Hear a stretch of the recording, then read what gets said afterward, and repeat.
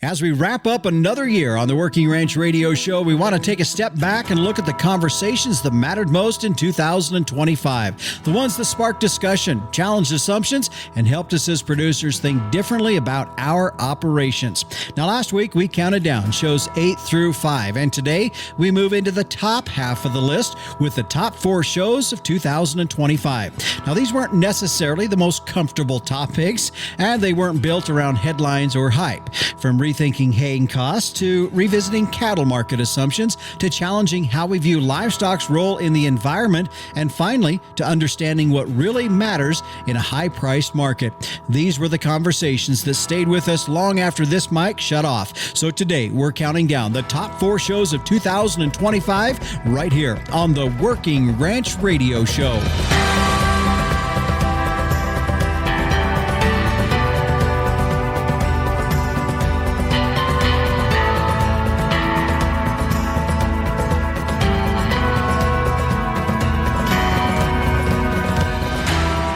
We welcome you here to the Working Ranch Radio Show. I'm Justin Mills, your host, and thank you for joining us here. This is our final show of 2025, and we are looking forward to the upcoming shows that we have for you in 2026. Now, before we jump in and get too far down the road, I did want to say a huge thank you on behalf of all of us here at the Working Ranch Radio Show and the Working Ranch Magazine. Thank you from all of us for your loyalty over the many years, not only to the magazine, but to the radio show as well, and we hope you continue to follow us into 2026. Now, we are going to be counting down our top 4 shows of 2025. Last week, we did shows 8 through 5, so you can go back and listen to those if you'd like to get the highlights of some of those shows.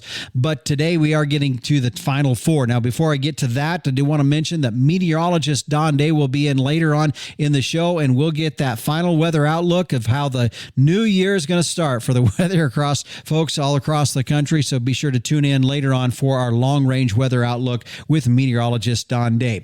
Well, let's get things started. And one of the most thought-provoking conversations that we had in 2025 didn't start with new technology or market forecast. It actually started by questioning a practice that most of us take for granted. Now, coming up as the number 4 show of the year was episode 226, titled 10 Reasons You Should Quit Making Hay.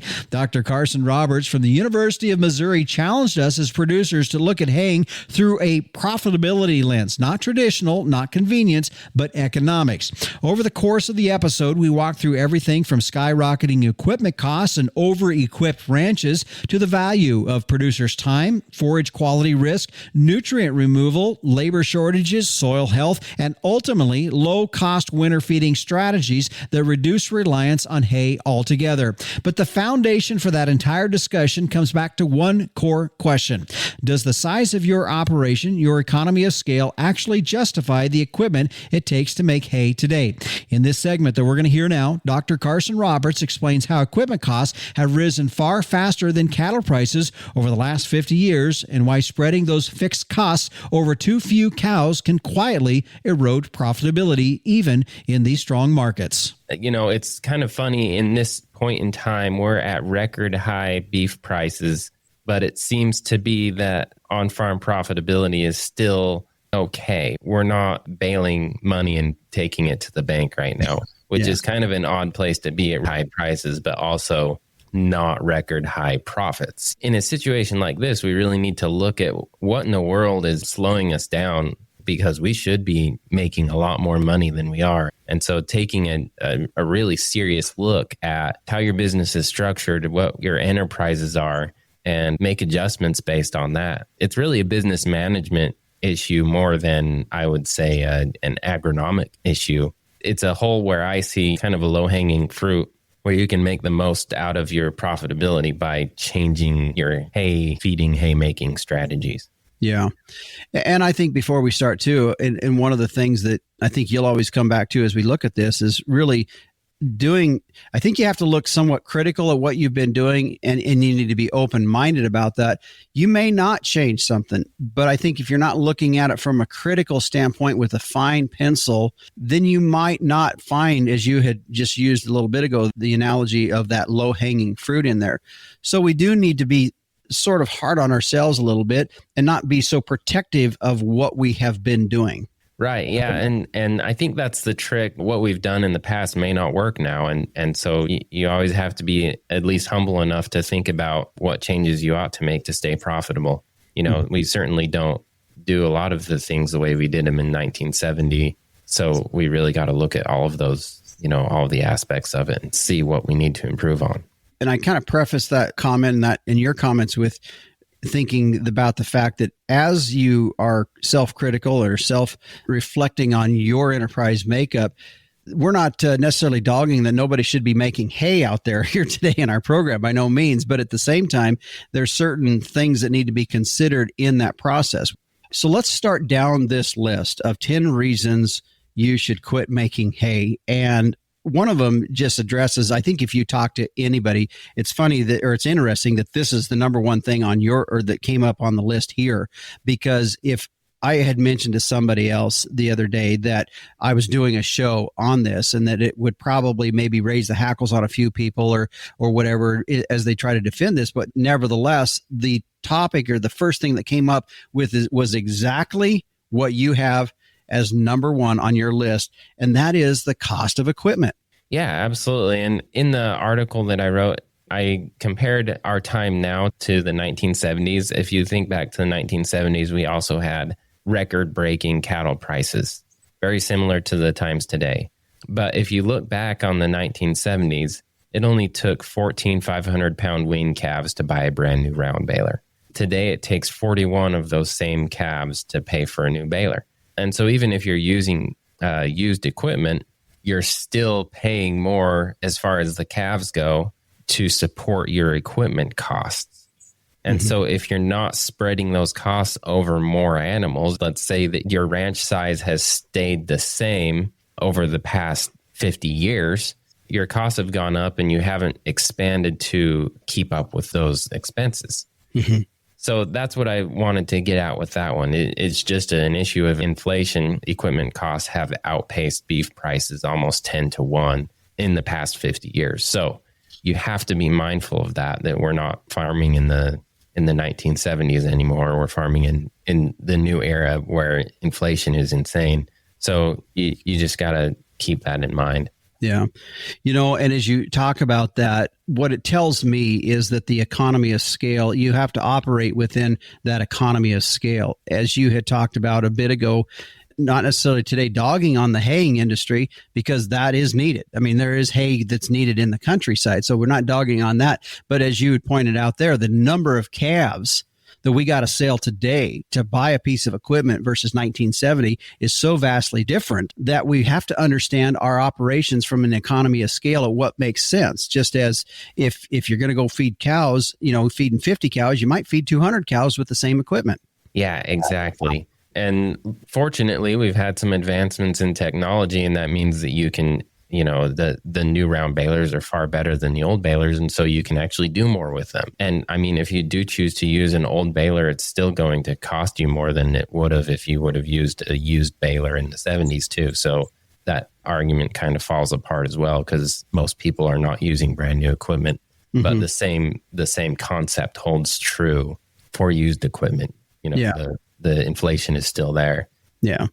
So that kind of leads us into the number 2 item on your list. We kind of jumped a little bit when we started talking about the conversation of economy of scale, because that's one of the things that you say really holds back some profitability in our ranch operations is that we've got too much equipment and that we need to be operating in the capacity that matches what we're running. And so expand on that a little bit more, because number 2 was we've got ranches that are over equipped.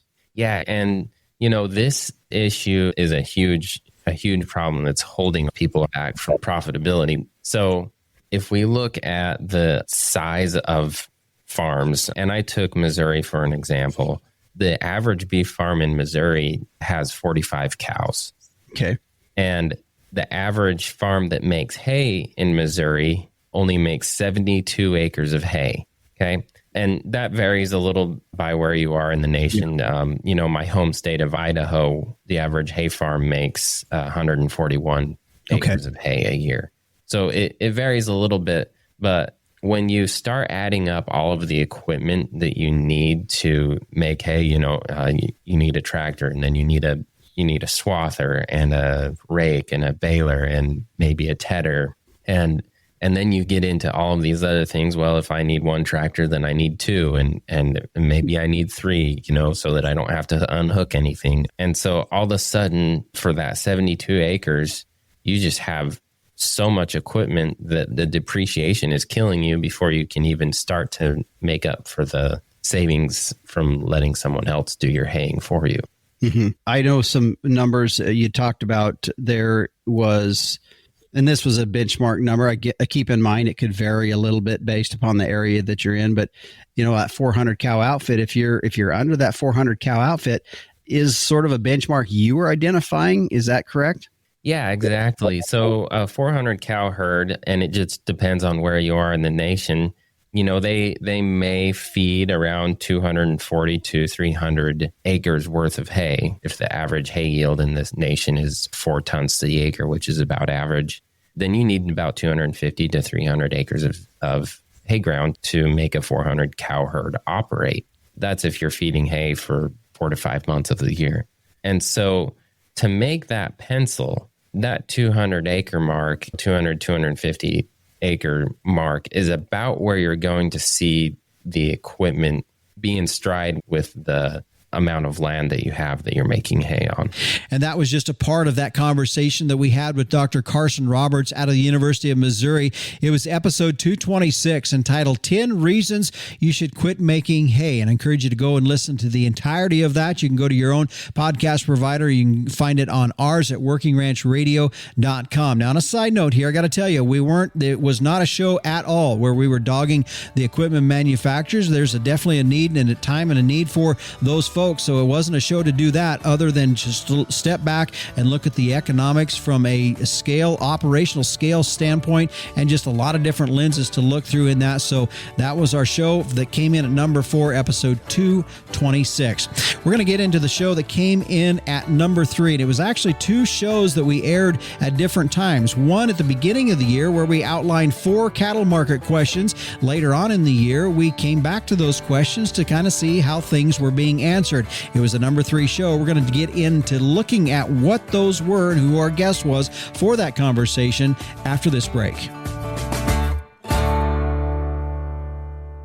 It all starts with a tag. Identifying each animal allows you to better manage the entire herd and control your operation's future.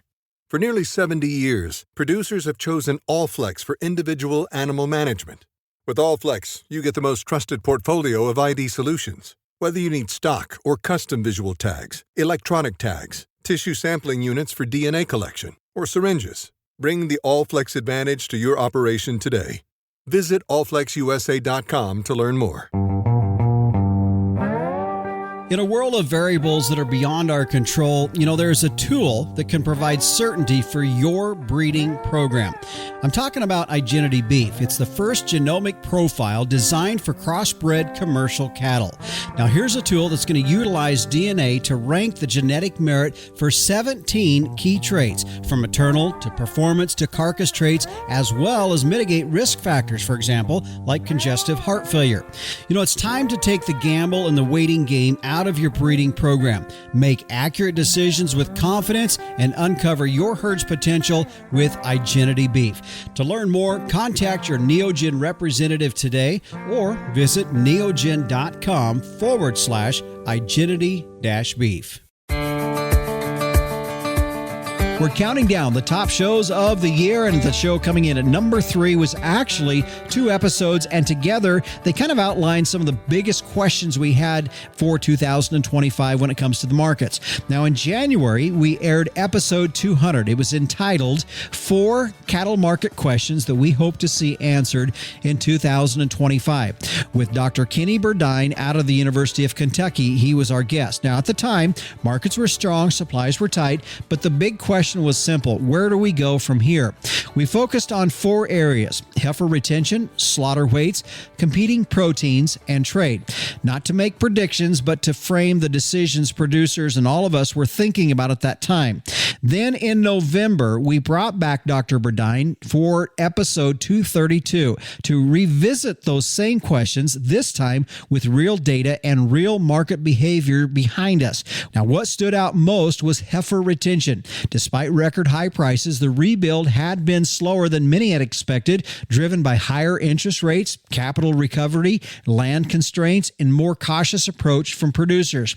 Now, in this segment, Dr. Burdine explains why this cycle looks different than past rebuilds and why understanding what actually happened matters more than predicting what comes next. That's the perspective, is why these 2 episodes together earned the number 3 spot among the top shows of 2025. Now let's listen in to this segment that aired in episode 232 entitled Revisiting the Big 4 Cattle Market Questions with Dr. Kenny Burdine. Yeah, I think the short answer to the question, Justin, is we're not seeing a lot of heifer retention. There's a couple things we look at. We like to look at those quarterly cattle on feed numbers because every quarter we get an estimate of what percent of on-feed inventory is heifers.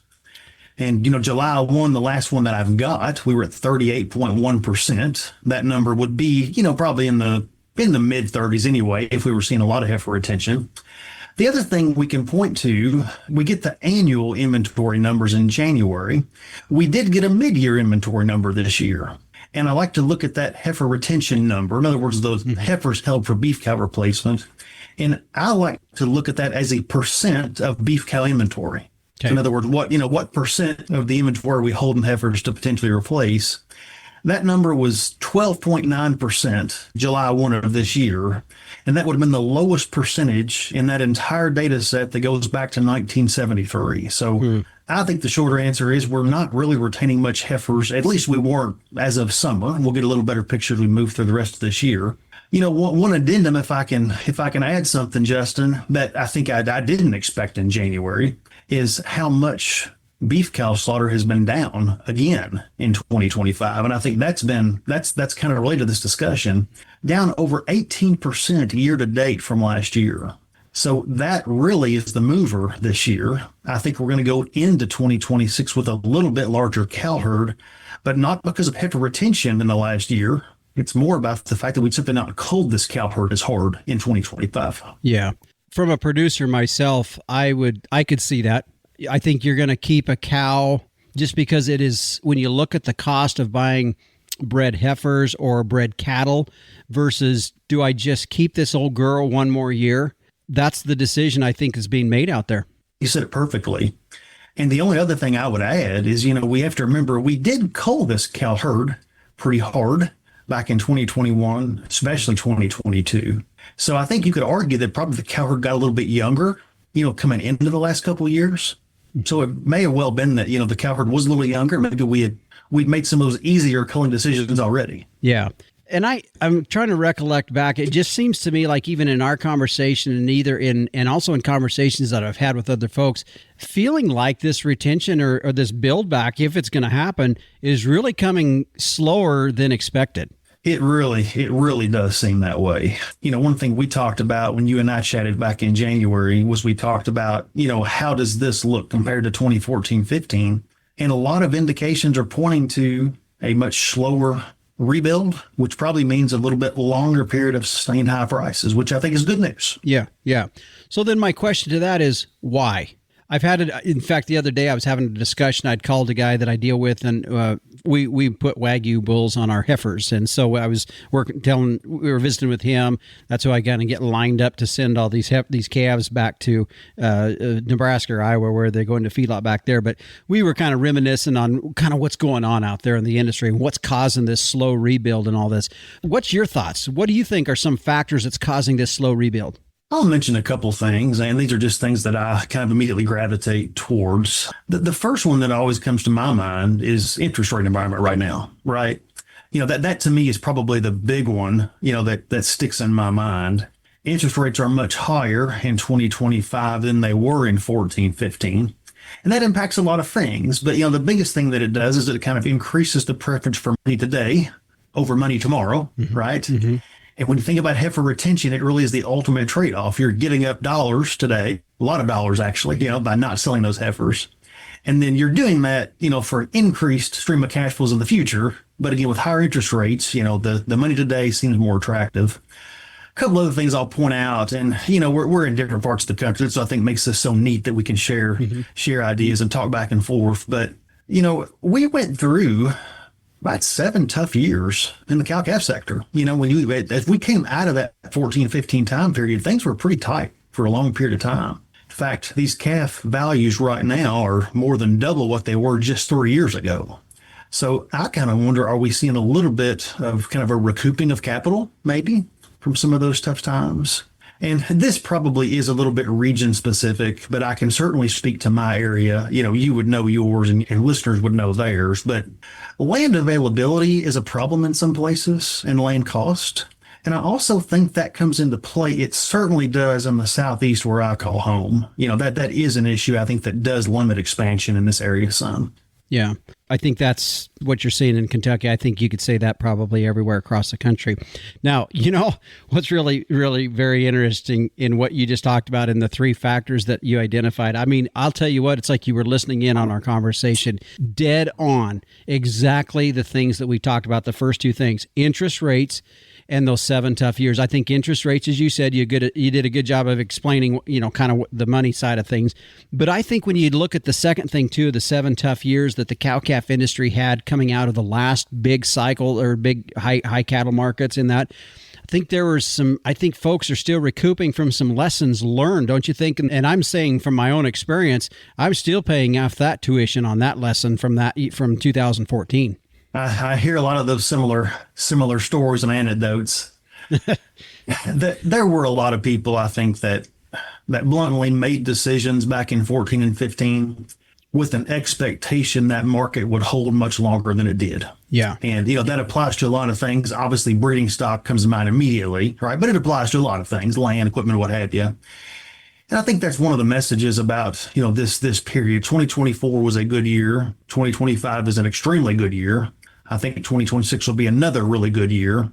And I think that the real message should be, you want to look back 5-10 years from now and say, I really did a good job utilizing that opportunity that I had, because this market is an incredible opportunity to do a lot of things. Expansion may be one of those possibilities, but there's a lot of other things you may want to think about as ways to invest in your cow herd besides simply increase the number of cows that you run. And that was just part of that conversation with Dr. Kenny Burdine out of the University of Kentucky as we talked heifer retention. But there were 4 total questions. And if you want to hear the answers to the rest of those questions, where we were talking on slaughter weights, what were they doing, competing proteins, how was that looking, as well as trade, you can go and download episode 232 entitled Revisiting the 4 Big Cattle Market Questions. That was our number 3 show of 2025. We're going to take a break and get to the show that came in at number 2, and it was a chance to hear directly from someone whose work has influenced land management policy, environmental thinking, and grazing debates around the world for more than a half a century. Find out who that was and what we talked about coming up next.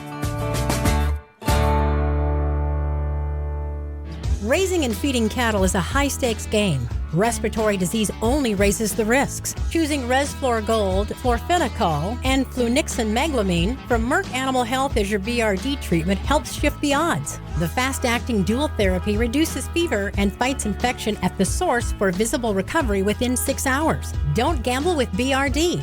Bet on gold. Learn more at resflorgold.com. Animals intended for human consumption must not be slaughtered within 38 days of treatment. This product is not approved for use in female dairy cattle 20 months of age or older, including dry dairy cows. Well, the number 2 show of the year wasn't just a single episode. It was actually a conversation that I had, and I do want to thank Dave Voth with Good Grazing Makes Sense, who helped line this conversation up with this gentleman. But we took that conversation and we unfolded it over a 3-week period, and it was an episode or several episodes that challenged some of the most deeply held assumptions that we have in ranching. It was episodes 201, 202, and 203, as we had the rare opportunity to sit down with none other than Mr. Alan Savory for a wide-ranging discussion on land health, livestock, and long-term stewardship. Now, what made this series stand out wasn't that everyone agreed, it was that it forced us to slow down and question some long-held beliefs about land, livestock, and management. Now, at the heart of the conversation was a simple idea. Livestock are not the problem. How they're managed is. Now, in this segment, Savory explains how decades of observation led him to reverse his own early beliefs and why poor management, not the animals themselves, accelerates land degradation. It was an uncomfortable conversation at times, but an important one, and that's why this series earns the number 2 spot among the top shows of 2025. So that began 1950s with me as a very young ecologist.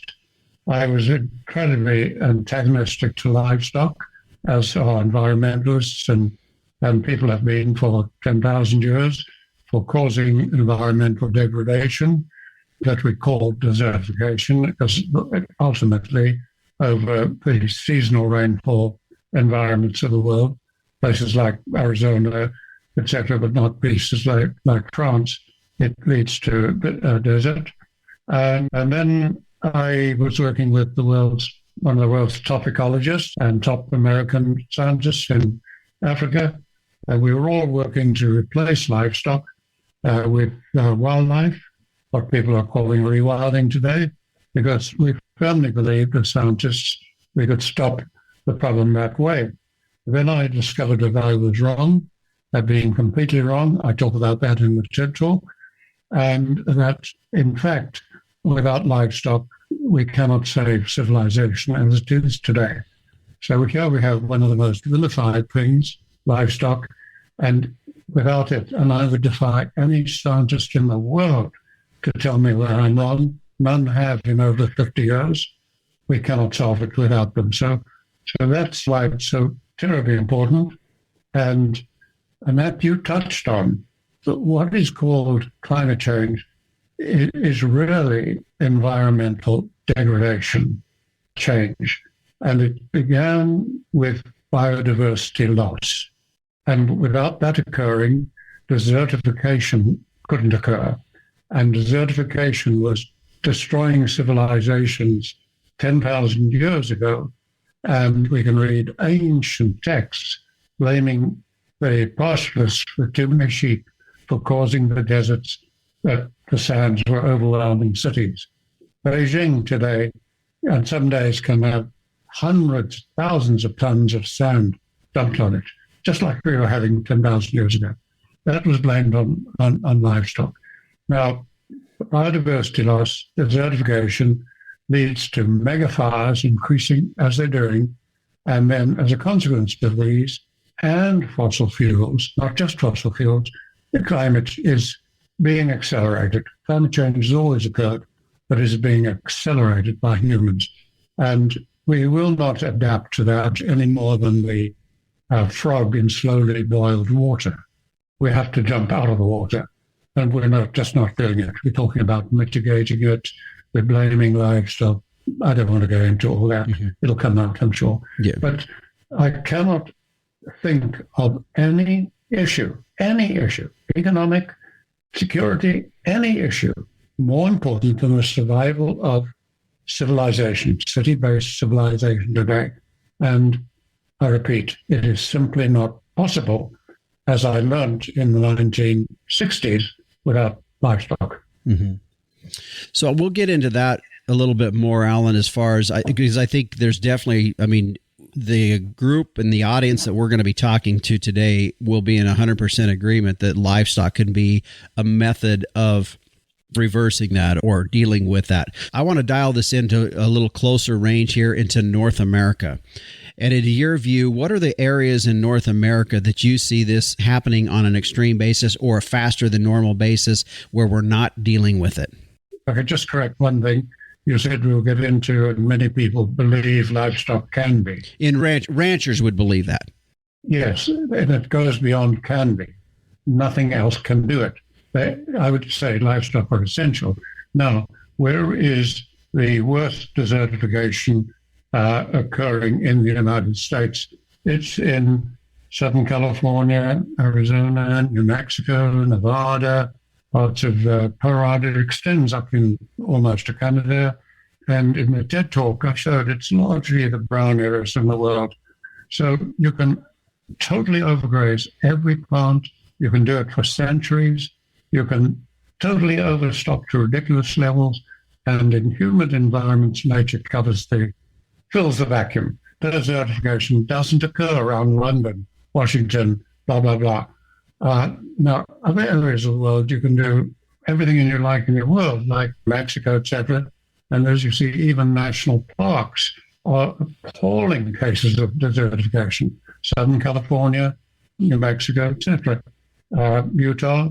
So these are the areas. It's where the rainfall is very seasonal, and you get long periods of dryness in the earth. It's not high or low rainfall, although many of those are low. But if you go to the Middle East, the Yemen, North Yemen, etc., some areas are 50-inch rainfall, and yet they're deserts today. Mm-hmm. Alan, how do you deal with the conversation that would come up that say, especially in those more arid climates that just literally do not have the moisture volume that you had mentioned the humid environments have that can automatically kind of self-heal to some extent? And then my question is this: can it physically be changed? Those arid climates that say you're getting 6 to 8 inches of rainfall per year, can those areas be fixed? And the answer is yes. Because you said it, you're getting 6 to 8 inches of rainfall. Now, in the 1960s, about 1965, we had the big chunk of South Africa, Botswana, and Rhodesia in a terrible drought. And cattle were dying, wildlife was dying, government was paying drought relief aid. And I couldn't help but notice as a researcher, the exact same river, if you followed it down, its tributaries in those three countries, at the mouth of that river, the International Red Cross was collecting money for flood victims in Mozambique. Where the hell did their flood came from? It was our drought. And that's when I coined the words effective rainfall. New Mexico, Arizona, etc., they get the rainfall, but it's non-effective. In other words, it flows across the surface of the soil, or if it penetrates the soil, it evaporates out of the bare soil. So most of the soil just goes straight to floods or back to the atmosphere. Very little is retained in the soil to grow plant cover. That's what's happening. It's non-effectiveness of rainfall. So we did international trials. We established all this long, long ago. You can easily make that rainfall more effective. And when I was in New Mexico, I did simple calculations. But if we made something like 2 inches of the rainfall effective, in other words, got it to effectively stay in the soil, it would equal, I think it was 2 or 3, whatever it was, dams the size of Elephant Butte of new water every single year for the next century at no cost. Mm-hmm. Ranchers would earn increased profit to do it. Mm-hmm. Now, what did it cost to build reservoirs to get that amount of new water? It would cost trillions of dollars. I was working those calculations out with government officials and with ranchers in the 1980s. Mm-hmm. You just make the rainfall effective. It was a once-in-a-lifetime opportunity to get the ability to have a conversation with Alan Savory. Definitely somebody that has sparked controversy over the years, yet at the same time has a lot of wisdom in what he has to talk about. I encourage you to go back and listen to episodes 201 with Alan Savory, 202 and 203. They were the shows that came in at the number 2 spot for 2025. Well, the number 1 show is coming up next after this break. And for those of you that follow along with Sell by Marketing, well, it was the question you were probably asking yourself at the beginning of last year as the markets were continuing to rise. What is the undervalued animal? Well, that was part of that conversation that we had in our number 1 show of last year. Find out what that is coming up next. Calving season is a favorite time of year, but along with that special time are dangers, extra stress, and increased labor. Safety Zone calf catchers are all about safety and making processing new calves easier. Designed for ATVs or UTVs, one person can do the job and never be threatened by the protective mother cow. Make this and every calving season safer and easier with a Safety Zone calf catcher. Watch videos and customer testimonials or order yours today at safetyzonecalfcatchers.com or call 877-505-0914. Affordable and made in the USA. Make your upcoming and all future calving seasons safer, easier, and stress-free. Durable and designed to work anywhere you can drive your ATV or UTV. Order online at safetyzonecalfcatchers.com or call 877-505-0914 today. Well, last week we started at number 8, and here today we are now down to the number 1 show of 2025. And it was a conversation that cut straight to decision-making in a high-priced cattle market, much like we're finding ourselves in now. It was episode 197 entitled, What Should You Be Selling and Buying in This Market? As we visited with Wally Olson about how to think clearly when prices are strong and optimism is high. Now, instead of focusing on where the market might go, the conversation centered on relationships between different classes of cattle, appreciation and depreciation, and why price alone can be a misleading signal. Now, Wally laid out a simple but powerful framework for selling what's overvalued, buying what's undervalued, and positioning an operation to stay disciplined when the market eventually turns. It wasn't about predicting the future. It was more about making better decisions right now. That clarity and practicality is why episode 197 stands out as the number 1 show of 2025. One thing you need to understand in the cattle industry, and I had an old mentor by the name of Orville Bird Sr. He was a rancher, and he said, the cow business will make a rich man poor and a poor man rich, and it goes on all the time. I mean, you can see people that just lose the whole thing and other people that start out with nothing and just build dynasties. And one thing you have to understand in the cattle business, I talk about in my marketing schools, I talk about appreciation and depreciation. And you also have to understand inflation and deflation. We have just went through a huge inflation in prices. And, what do you do with that is the question. Yeah. How do you handle that? Yeah.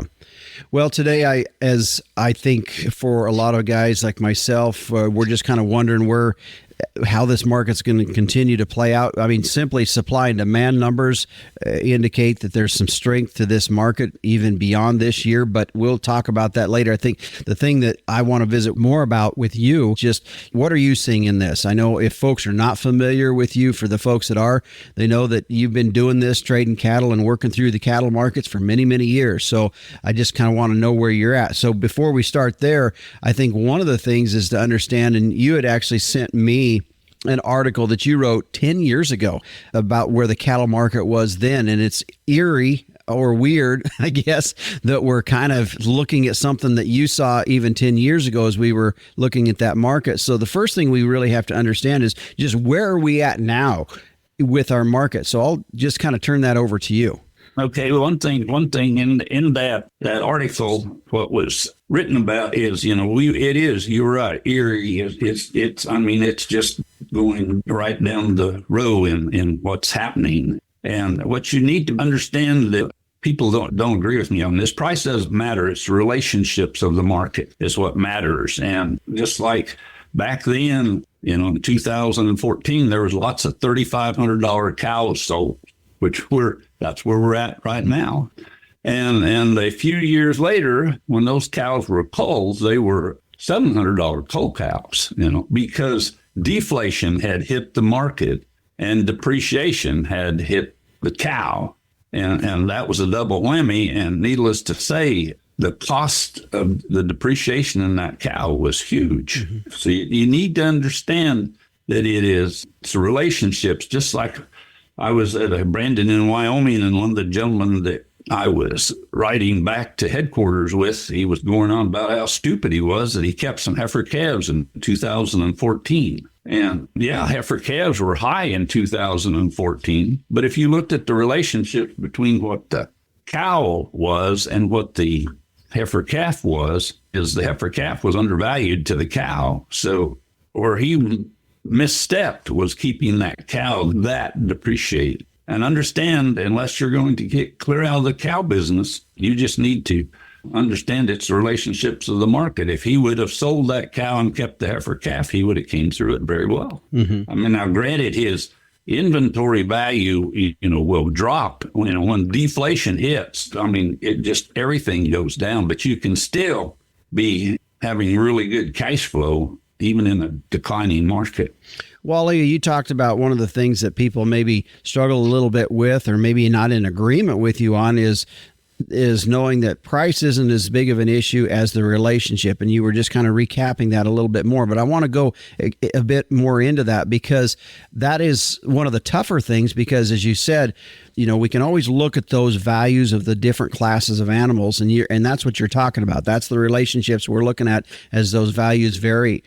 But when these cattle prices continue to come up, $3,500 is still $3,500. It doesn't matter the relationship side of things or not. So how do we manage through that aspect as ourselves, looking at that, and give us that confidence to move forward on a buy?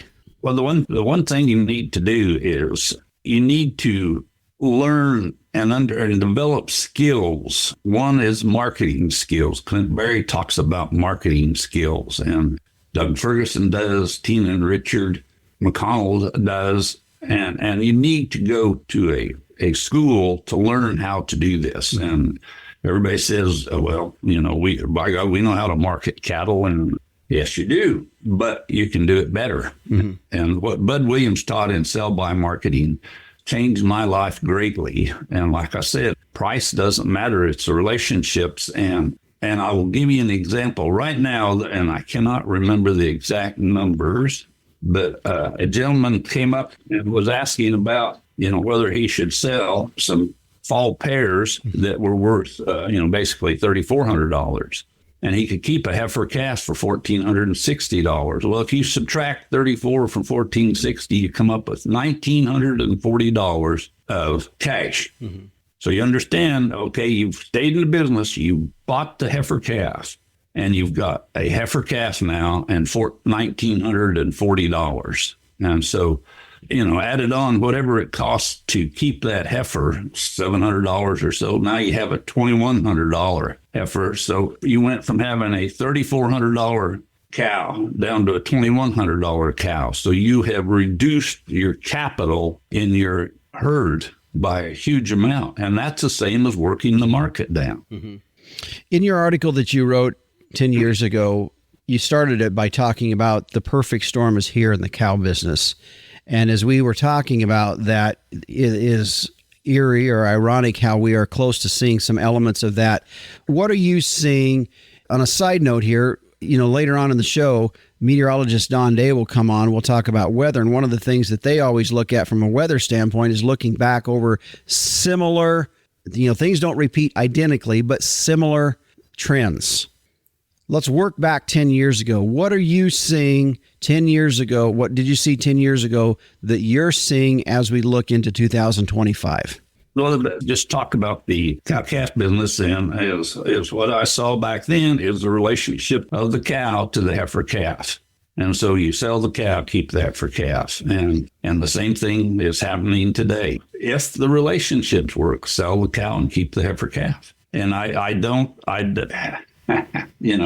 like I said, I spent lots of time with Bud Williams in marketing, and he just drilled into you deal with today. What are the relationships of today? And go forward. If you are in the cow-calf business and you come down to whenever you market your calves, and you look at the relationships and you do them and you go on down the road, Now, one thing you got to keep it simple, because people will talk about, okay, you sell that cow, you're giving up calves. If you keep the heifer, you're giving up calves. Well, yes, you are giving up calves, but also you have bought an animal that's appreciating in value. So you're on your balance sheet, you're going up in value with the heifer calf. Now, granted, in cash flow, since you don't have the calves to sell, but also you have to understand that, cows in your inventory are different. A 3-year-old cow has a different value than a 5-year-old cow. They'll probably all sell for $3,500, but that 3-year-old cow has a lot more years in her than the 5-year-old before she starts to depreciate. And you just need to understand that.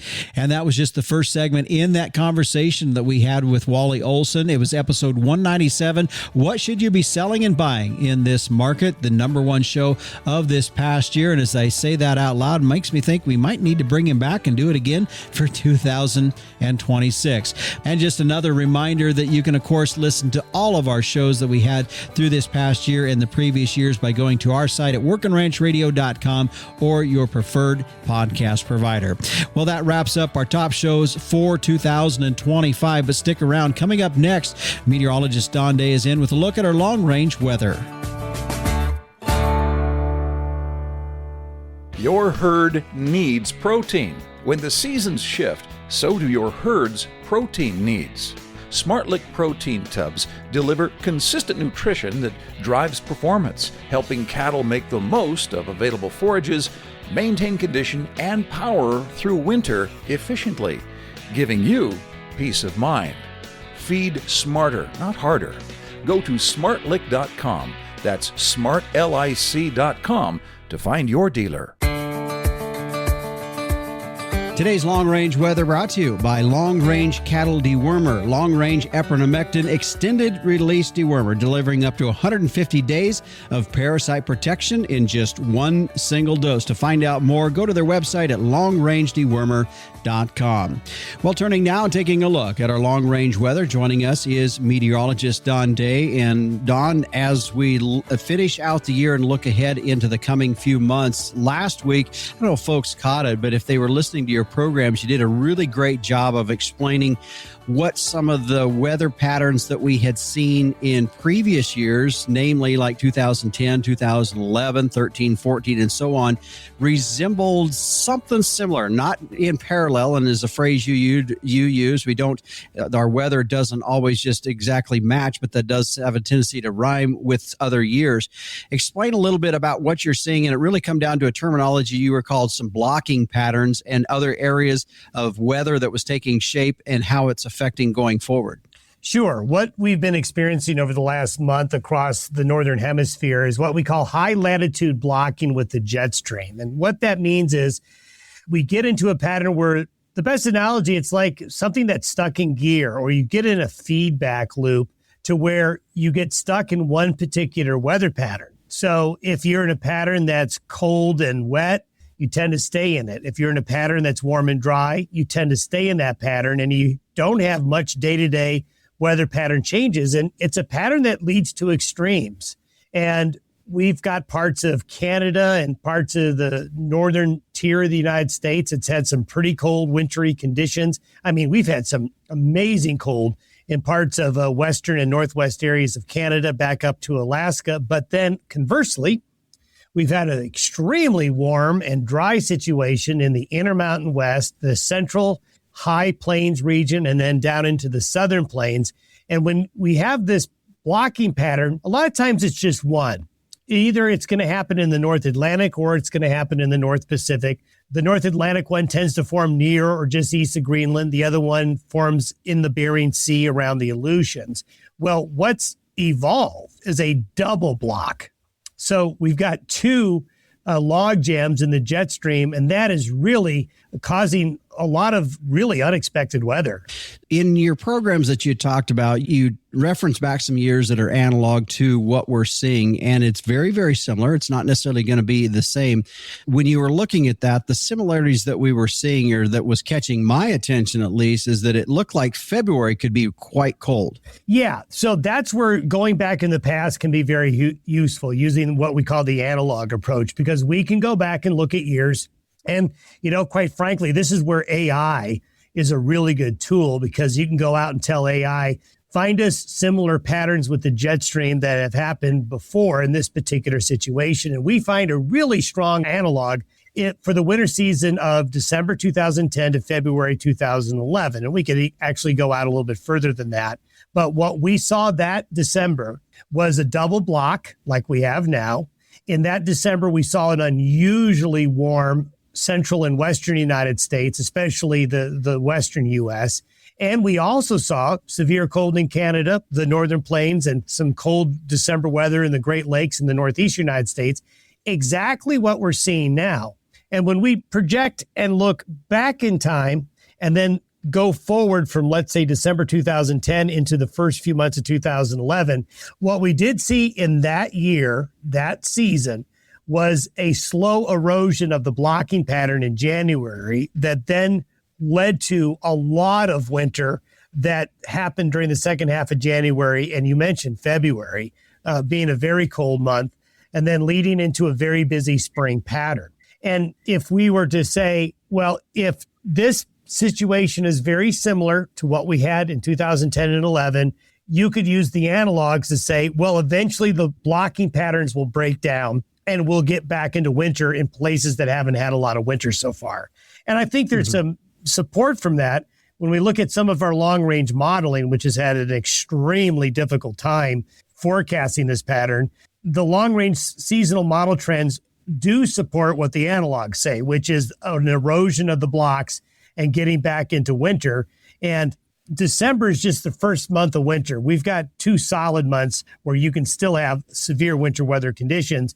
And if 2010 and 11 is somewhat close to what will happen here in the future, then folks should be prepared for the fact that if you're warm and dry, that may not last. Yeah. Were there some other years that were rhyming sort of with this? It seemed to me like in your podcast, you were talking about 13 and 14 was similar to that. Yeah, and some of this is feedback from folks that I've talked to throughout the country saying, you know what this reminds me of? And one of the years it reminds people of is the year of 2013 and 14, that December, January, February period. We had 1 block, but not 2.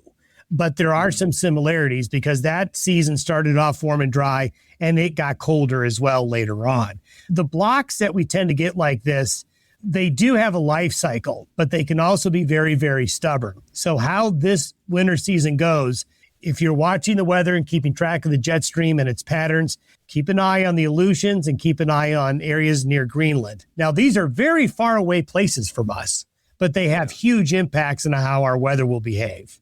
Yeah. Okay. Real quick, maybe a little more near term, because you had given an update last week, a very fading or faint La Nina moving up into more neutral phase here. Yeah. In fact, the latest update from the folks who track La Nina and El Niños are suggesting that La Nina will continue into the first of the year, which it is. It's in place right now.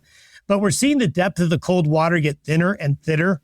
And we're getting what we call some upwelling, where some warmer water temperatures are beginning to pop up now just off the coast of South America. So what we've been discussing with La Nina is that it was going to be here at the start of the winter, but gone by the end of it. That continues to be the case. And I think in the weeks ahead, especially by the middle to the end of January, we're going to see a rapid deterioration of that. So you overlay the changing conditions in the Pacific with these blocking patterns is making seasonal long-range forecasting a challenge, to say the least, not only here, but across the rest of the Northern Hemisphere. All right. Well, Don, appreciate the update. Very good information today, and we look forward to talking to you next time. See you then.